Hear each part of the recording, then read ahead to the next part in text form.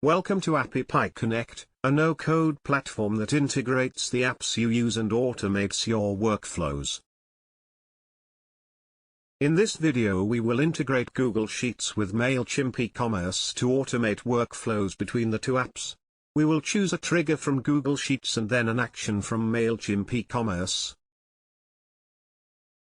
Please watch the video till the end. Start by selecting Google Sheets as your trigger app. Next, choose a trigger event.